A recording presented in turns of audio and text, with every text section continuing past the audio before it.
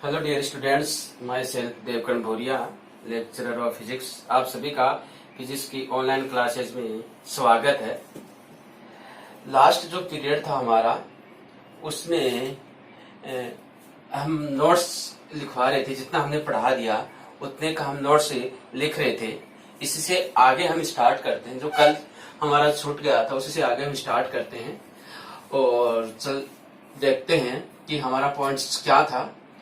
तो नेक्स्ट अगला जो हमारा पॉइंट है, उसी के अंदर जो आवेश के महत्वपूर्ण पॉइंट्स थे उसके अंदर हम डिस्कस कर रहे थे कि आवेश सदैव द्रव्यमान से बद्ध होता है, हमेशा द्रव्यमान के साथ होगा, अर्थात बिना द्रव्यमान के आवेश का अस्तित्व नहीं है। अगर किसी के पास द्रव्यमान नहीं है, कोई कण हमेशा ले जिसके पास द्रव्यमान नहीं है, तो उसका आवेश उस पर नहीं आ सकता है, अर्थात वो उसको आवेशित नहीं हो सकती। परंतु इसका विपरीत सत्य है, यानी बिना आवेश के द्रव्यमान संभव है।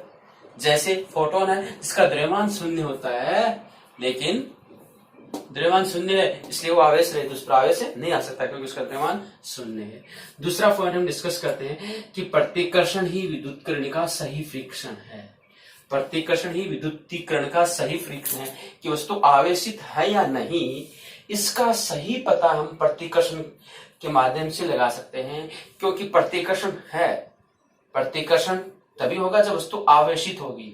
अगर वस्तु आवेशित नहीं है तो अगर एक आवेशित है दूसरी अनावेशित, उनमें आकर्षण हो सकता है, उनमें आकर्षण हो सकता है। ये हम कई बार दैनिक जीवन में इसको अनुभव करते हैं। तो प्रतिकर्षण की सहायता से हमें पता लगेगा कि वस्तु आवेशित है या नहीं।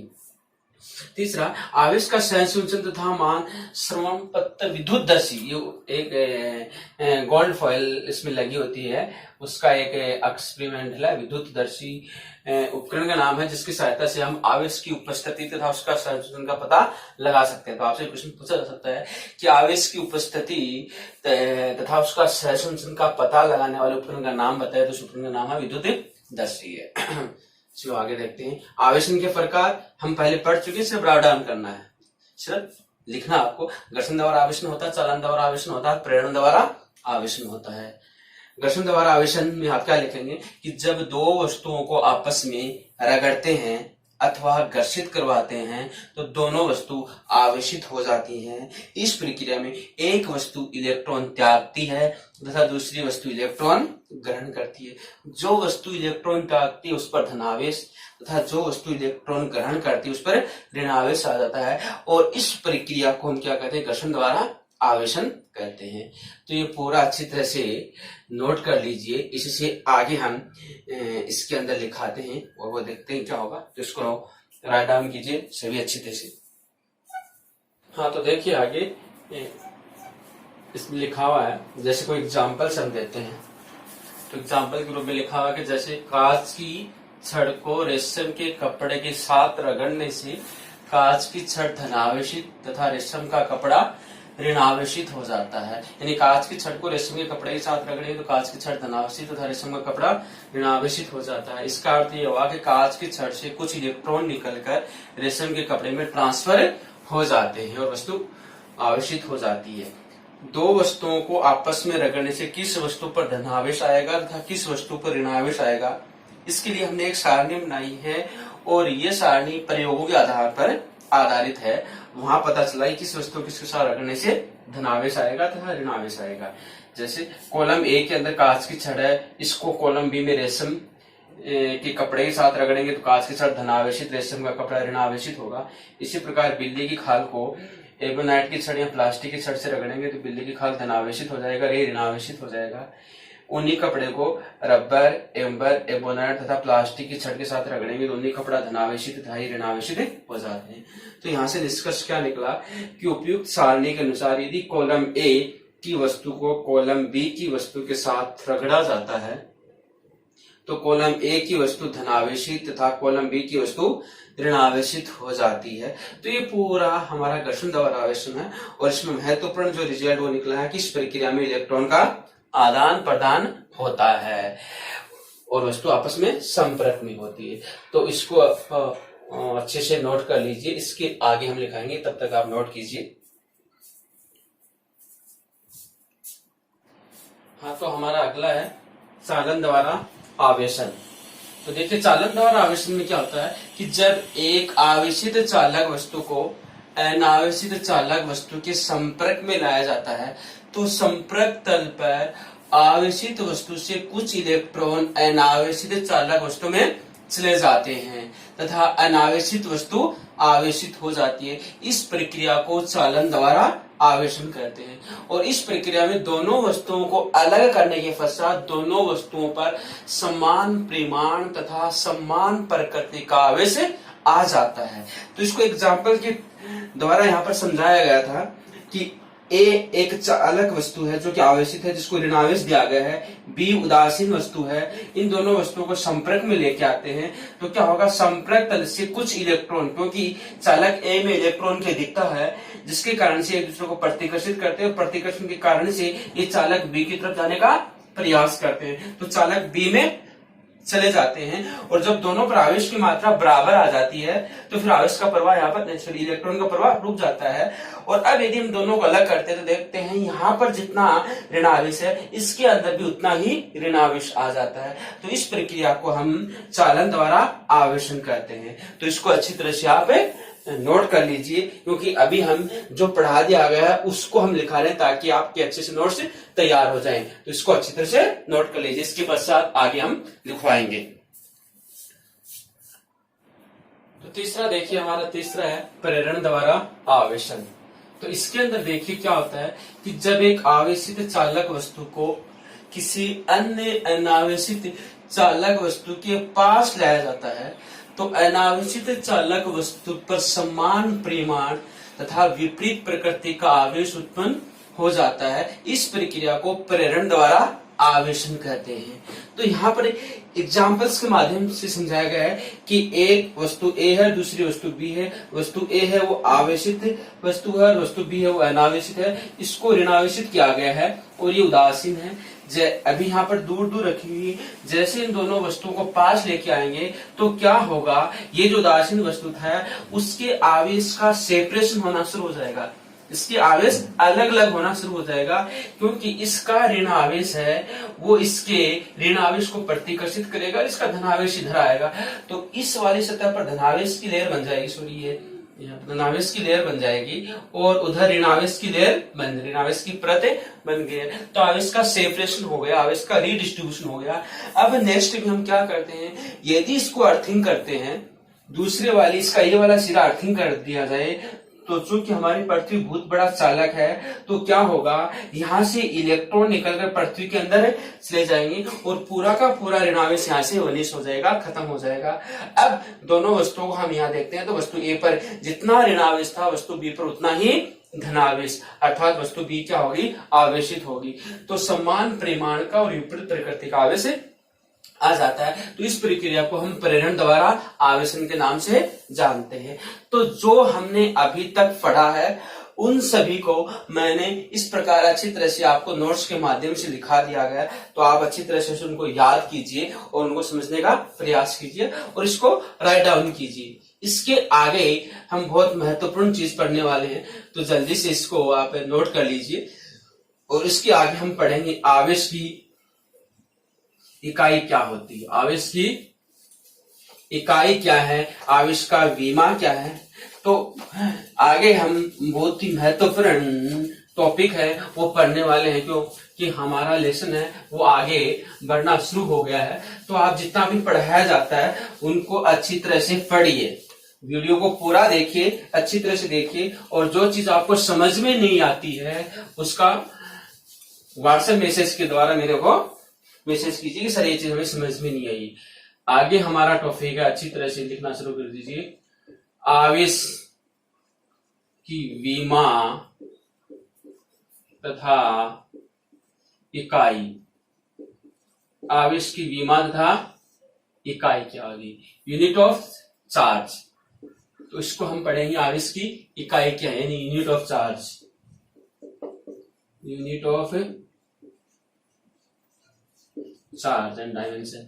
तो ऐसा यूनिट की हम बात करेंगे, यहाँ पर जो बात करेंगे वो ऐसा यूनिट की बात करेंगे जो कि हम जानते हैं कि आवेश हमारा फंडामेंटल क्वांटिटी नहीं है, फंडामेंटल फिजिकल क्वांटिटी नहीं, मूलभूत भौतिक राशि नहीं है। तो जब भी किसी की विमा या मात्रा ज्ञात करते हैं तो उसको पहले मूलभूत भौतिक राशि में बदलते हैं। तो मूलभूत भौतिक राशि में बदलेंगे तो क्या होगा, क्योंकि हम जानते हैं विद्युत धारा, विद्युत धारा का सूत्र होता है आवेश बटा समय, आवेश बटा समय। और यहां से हमारे पास लिख लेगा कि आवेश बराबर विद्युत धारा इंटू समय। आवेश बराबर विद्युत धारा इंटू समय होता है, क्योंकि आवेश की प्रवाह की दर है वो क्या कहलाती है, विद्युत धारा, जिसको हम अगले वाले लेसन में पढ़ेंगे। लेकिन हमारी विद्युत धारा मूल राशि है, समय भी हमारी मूल राशि है, इसलिए आवेश है और विद्युत धारा और समय का गुणनफल हुआ तो क्या हो गया, मूल राशि हो गई। तो ये दोनों मूल राशि हो गई, तो यहां से हमारे पास आवेश की विमा भी आ जाएगी। तो आवेश की जो विमा आएगी वो क्या आएगी, क्योंकि विद्युत धारा को हम ए से व्यक्त करते हैं, विद्युत धारा को ए से और समय को टी से, तो ए टी, यह आवेश की विमा, यह आवेश की विमा होगी ए टी, या इसको इससे भी लिखा जा सकता है एम एल टी के रूप में लिखें, तो क्योंकि इसमें एम नहीं है तो एम जीरो, एल जीरो और ए टी के रूप में भी इसको व्यक्त कर सकते हैं। तो ये आवेश की हमारी विमा होगी। और यहां से इसका ऐसा ही मात्रक आएगा, यहां से इसका ऐसा ही मात्रक आएगा, आवेश का ऐसा ही मात्रक, जो काफी इंपॉर्टेंट है, जो सभी आप जानते भी हैं। तो यहां से निकालेंगे तो क्या आएगा, क्योंकि विद्युत धारा को हम किसमें व्यक्त करते हैं, आवेश का ऐसे मात्रक देखें तो विद्युत धारा का मात्रक होता है एम्पियर, इसको ए से व्यक्त किया जाता है, और समय का मात्रक होता है सेकंड, समय का मात्रक सेकंड है, तो एम्पियर इंटू सेकंड, जिसको हम एस से व्यक्त करते हैं, एम्पियर इंटू सेकंड। तो आवेश का मात्रक क्या होगा, एम्पियर इंटू सेकंड, और एम्पियर इंटू सेकंड क्या कहलाता है, कूलाम कहलाता है। इसको हम किस नाम से जानते हैं, कूलाम के नाम से जानते हैं। तो आपको ध्यान में रखना अच्छी तरह से, क्या कहलाता है, कूलाम, जिसको हम सी से व्यक्त करते हैं। तो आवेश का ऐसा मात्रा क्या होगा, कूलाम, यानी 1 कूलाम, 1 कूलाम इक्वल्स टू होता है 1 एम्पियर इंटू 1 सेकेंड। ये सेकेंड ध्यान रखना, 1 कूलाम इंटू 1 सेकेंड। तो आवेश का ऐसा ही मात्रा क्या हो गया, कूलाम हो गया, 1 एम्पियर इंटू 1 सेकेंड। तो एक कूलाम की परिभाषा क्या हुई कि यदि 1 एम्पियर की विद्युत धारा, किसी चालक तार में 1 एम्पियर की विद्युत धारा 1 सेकंड तक प्रवाहित हो जाए, तो चालक तार में प्रवाहित होने वाला जो आवेश का मान होगा वो क्या होगा, 1 कूलाम होगा। तो यहां से हम 1 कूलाम की परिभाषा लिख सकते हैं, 1 कूलाम क्या होगा कि यदि किसी चालक तार में, यदि किसी चालक तार में 1 एम्पियर की विद्युत धारा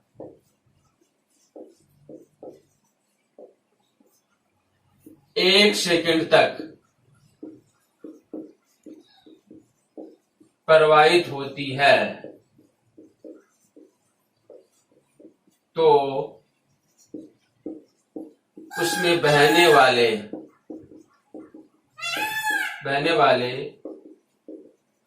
आवेश का मान 1 कूलाम होता है।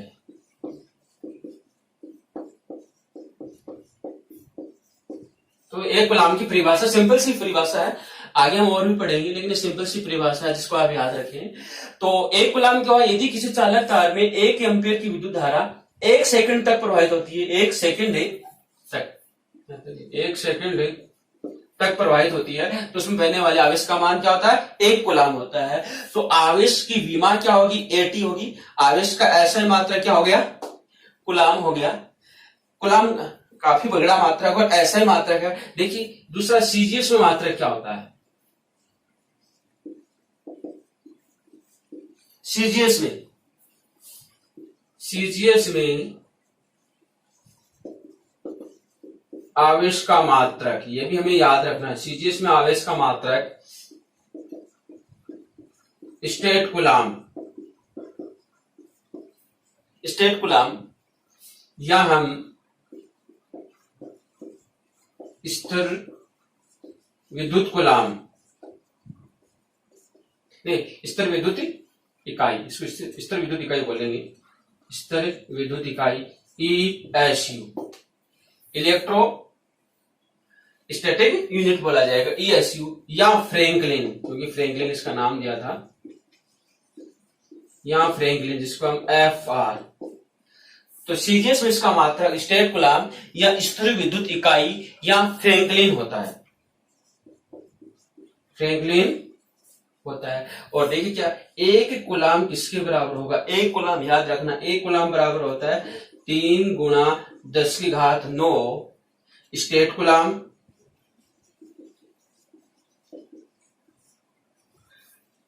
स्टेट कूलाम, 3 गुणा 10⁹ स्टेट कूलाम, या इसको हम लिख सकते हैं स्टेट कूलाम या मात्रक के रूप में स्टेट कूलाम लिखो, या फ्रैंकलिन लिखो, या स्थिर विद्युत इकाई लिखो। एक कूलाम बराबर 3 गुणा 10⁹ स्टेट कूलाम लिखे, या स्थिर विद्युत इकाई लिखे, या फ्रैंकलिन लिखे, या FR लिखे, उसके बराबर होता है। ठीक है, तो ये राइट डाउन कर लीजिए, काफी इंपॉर्टेंट है, याद रखना है। आवेश का ऐसा मात्रक बड़ा सिंपल सा है।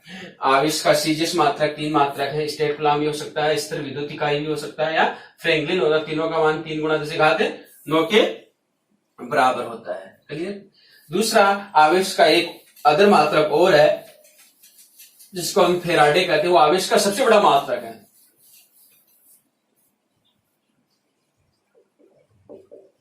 आवेश का अन्य मात्रक फेराडे, याद रखना फेराड नहीं, फेराडे, फेराडे ये आवेश का सबसे बड़ा मात्रक है, आवेश का सबसे बड़ा मात्रक। फेराडे, फेराड नहीं होता, फेराड विद्युत धारा का मात्रक होता है, ध्यान रखना। तो 1 फेराडे, 1 फेराडे बराबर होता है 96,500 कूलाम। 1 फेराडे बराबर 96,500 कूलाम होता है। तो ये भी आपको याद है, 1 फेराडे को 96,500 कूलाम होता है। ठीक, ये कूलाम है, ये काफी बड़ा मात्रा है, कूलाम काफी बड़ा मात्रक है। और जबकि आवेश बड़ा छोटा होता है, इतना बड़ा आवेश मिलता नहीं है। तो इसको हम किस में मेजर करते हैं, जैसे एक माइक्रो कूलाम तो 10⁻⁻6 कूलाम होता है, एक नैनो कूलाम 10⁻⁻9 कूलाम होता है, 1 पिको कूलाम तो 10⁻⁻12 कूलाम होता है, 10⁻⁻12 होता है।